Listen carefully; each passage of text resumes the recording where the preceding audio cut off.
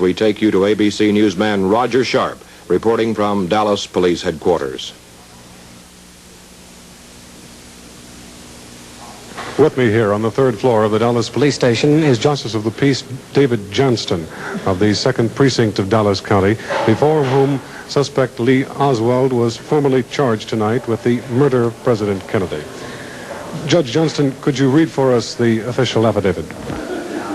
This is in the name of and by the authority of the state of Texas. Personally appeared before me, the undersigned authority, this affiant, who after being by me duly sworn, disposes and says, your affiant has good reason to believe and does believe that one Lee Harvey Oswald, hereinafter styled defendant, heretofore on or about the 22nd day of November, A.D. 1963, in the county of Dallas and state of Texas, did then and there unlawfully, voluntarily and with malice of forethought kill John F. Kennedy by shooting him with a gun against the peace and dignity of the state, attested by J.W. Fritz, affiant, sworn to and subscribed before me this 22nd day of November 1963, Henry Wade, Criminal District Attorney, Dallas County, Texas, which complaint was then passed to me at 11:26 p.m. and filed as cause number F-154, the state of Texas versus Lee Harvey Oswald for the offense of murder.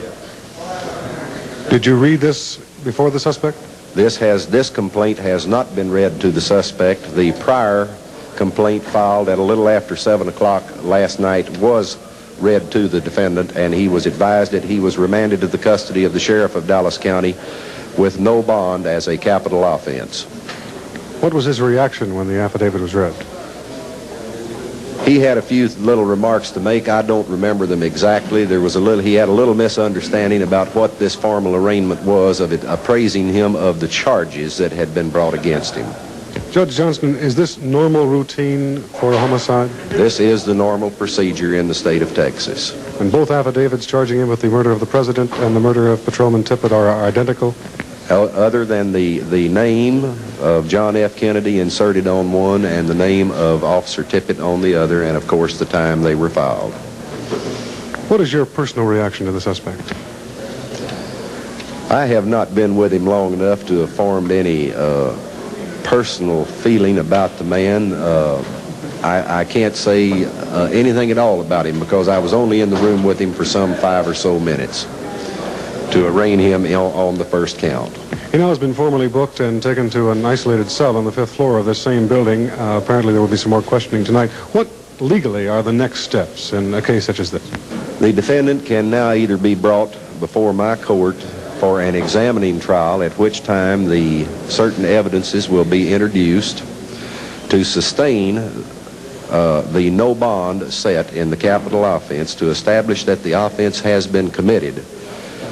This can also in Texas be waived, and if it is waived, then it goes to the grand jury. If the hearing is held, then it is passed to the grand jury for their action. What would you expect from this case? This you cannot say, because when he does have legal counsel, that counsel could ask for an examining trial, and under the rules of the Texas law, he is entitled to this prior to his indictment by the grand jury. Thank you very much, Judge Johnston. Thank you, sir. Justice of the Peace David Johnston of the 2nd Precinct of Dallas County, before whom the suspect, Lee Harvey Oswald, was formally charged tonight, early this morning, with the assassination of President John Kennedy. He read to you the formal affidavit.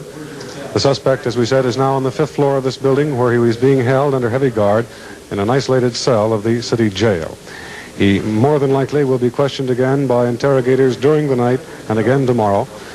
The District Attorney Henry Wade stated that he believed the case would more than likely go before the grand jury here in Dallas sometime the middle of next week.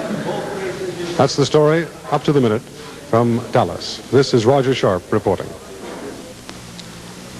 And there you have the complete wrap-up. This is Bob Walker speaking in behalf of the entire ABC News team here at WFAA-TV in Dallas with Jay Watson, Bob Clark, Bill Lord, wishing you a good night, a good morning from Dallas, Texas. Now back to ABC News in New York. I think it would not be inappropriate at this time to say that all of us at ABC News in New York are intensely proud of the job that has been done by our staff at WFAA-TV today in covering this story under very difficult circumstances, particularly in the early hours.